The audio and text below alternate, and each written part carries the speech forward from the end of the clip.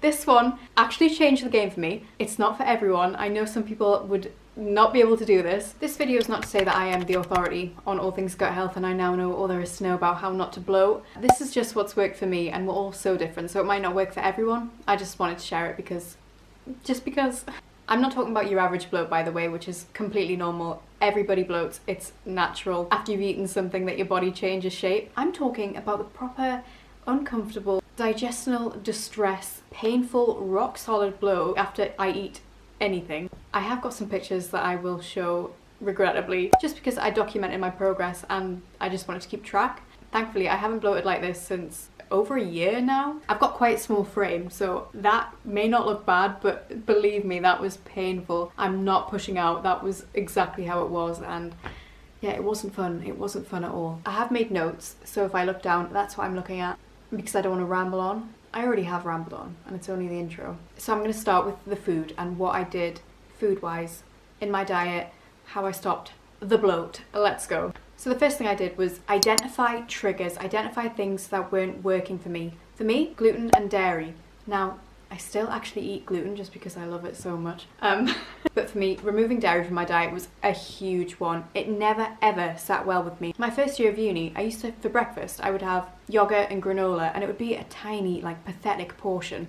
And after it, I'd feel so uncomfortable and painful, and I'd be like, oh, well, I've obviously eaten too much. But like, no girl, no you hadn't. It was just the dairy for me that was really inflammatory for my gut. So removing that and replacing it, there are so many alternatives. I like a good soy yogurt, I like a coconut-based yogurt. You can get almond-based yogurts, which are mwah. The idea of milk is pretty gross, and I'm not a cheese fan anyway. So for me, it was an easy swap. Removing gluten the majority of the time works really well for me, especially refined sources of gluten, so like white pasta, white bread. They're not going to support good gut health, and they are a really common trigger for a lot of bloating. Try sourdough bread. I'll touch on this more later, but because sourdough bread is fermented, it's already in essence pre-digested. So it gives your body less work to do when it comes to digestion, and it's bloody delicious. It's not like a hard and fast rule, cut out gluten and you'll be fine. There are ways that you can still include it. So I would say it's beneficial to keep a food diary and like just track how you feel after consuming certain foods. Something else that can be a massive trigger is refined sugar. Tastes great, is a nightmare for your gut and for bloating. I actually find sweeteners far worse than refined sugars for my gut, because I feel like my body does not know how to cope with sweeteners at all. If I want something sweet, I'll try and go for like a natural source, like sweetness from banana, sweetness from honey, which actually has antibacterial properties, which is fantastic. Sweetness from maple, sweetness from coconut sugar. I mean, coconut sugar. The difference between coconut sugar and like white table sugar is so minute, but it is less processed. So, I mean, it's a small change. Even brown sugar. This one seems obvious, but cooking foods. I used to eat loads of raw veggies. I would actually eat raw broccoli dipped in hummus, which is delicious, by the way, and you can definitely do it if you have like a strong gut made of iron. But for me, oh my god, no, it did not work. So even just like lightly steaming your vegetables, first of all, it makes all the nutrients more bioavailable, so you can absorb all the minerals more readily. Even like raw carrots for me, I'm touch and go. I just like to make sure everything is steamed and cooked through, because I feel like it just works the best for me. That's not to say that you should never eat raw things. It could work for you, but for me, at least a good steam, preferably roasted in balsamic vinegar, slightly charred on the side. Anyway, this one is interesting because the skins of things like potato, great for fibre, which I will touch on later, but things like chickpeas have an outer shell. Unfortunately, I love chickpeas, but this shell causes me a good deal of bloating. And it is quite time consuming, but I find removing them helps so much. I don't know if you've heard of phytic acid, but it's sort of an inhibitor that stops your body from absorbing nutrients, and it's found in most beans and legumes and things like that. So if you can, remove the skins. This one actually changed the game for me. It's not for everyone. I know some people would not be able to do this, but drinking away from meals. So not having like a drink alongside your meal. I like to leave sort of like maybe, I don't know, a 15-minute gap to let my body properly digest the food before going in and having drinks. This might not be proper science, but the digestion rate I feel like is so different. You get used to it. Personally, that's just something that's worked for me. You don't have to do it. That kind of brings me on to my next point, which is just hydration in general. Just drinking so much water. It's not what you want to hear, but water is so essential. And I feel like it's unrealistic to say, oh, 6 litres a day, let's go for it. Just start something small, like 2 litres. That's That's not as frightening, like everyone can do 2 litres a day.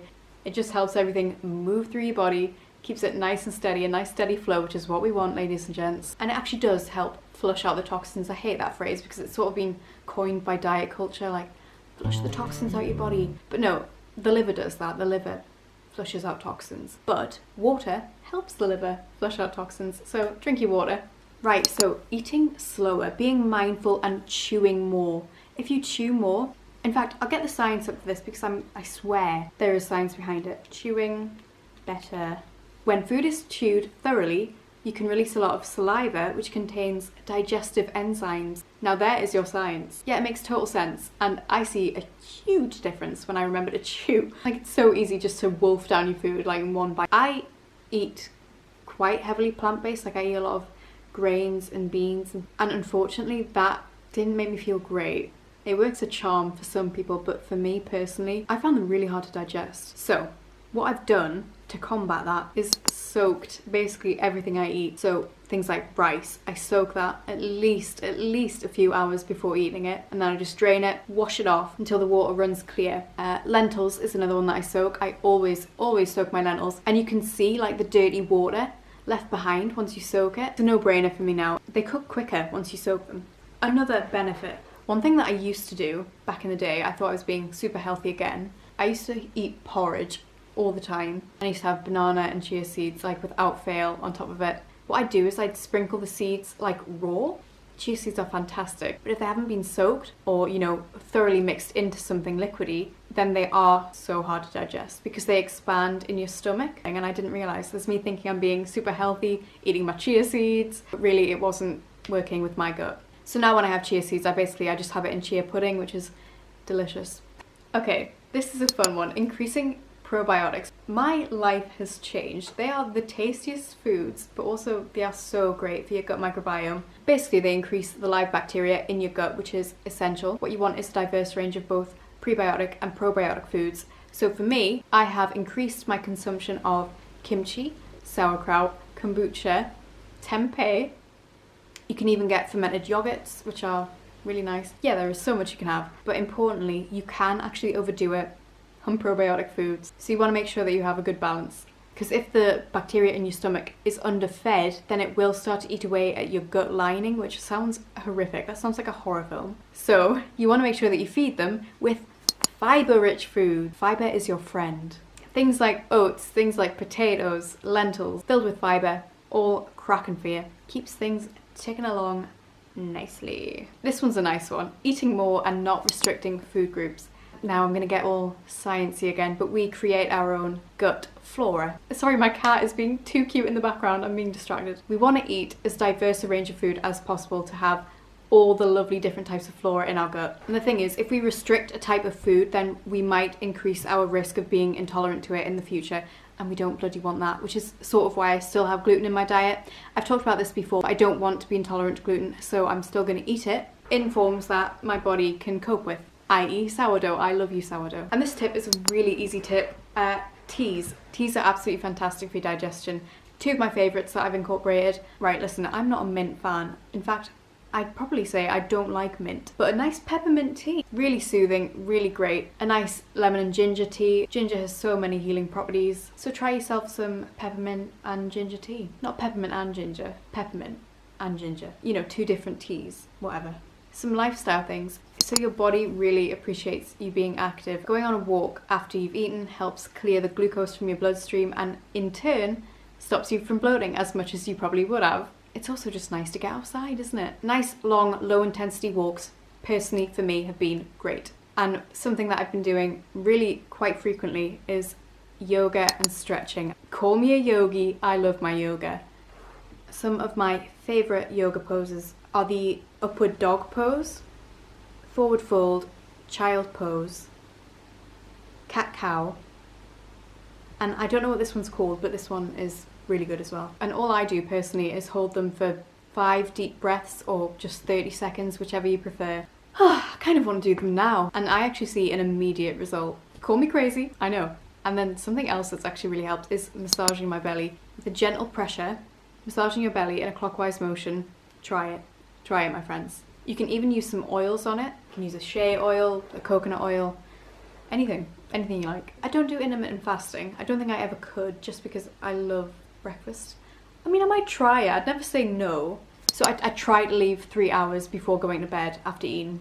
I actually got that tip from a podcast called the Gutology podcast, which is such a great listen if you ever fancy listening to it. And then I tried it. It only went and worked, didn't it? To me, doing all these things are just second nature now, and they just come so naturally. Like, it might seem overwhelming and like a lot of things to try and implement, but you don't have to do it all. Just try some of them, see if they make a difference. It's not even about the aesthetic. It's not about how I look. It's more about how I feel. I'm no longer just bogged down and like always worried about bloating. I can now just go about my day and I feel much more like mentally clear, happier. That's another thing actually. Stress also causes bloating. It's a minefield, my friends. I hope you enjoyed the video. I actually have way more that I could have talked about, but I don't want to ramble because I am afraid that this might be a little bit boring. Please give it a like, subscribe to my channel if you want to see more from me, and I will see you in the next one, hopefully. Thanks for watching.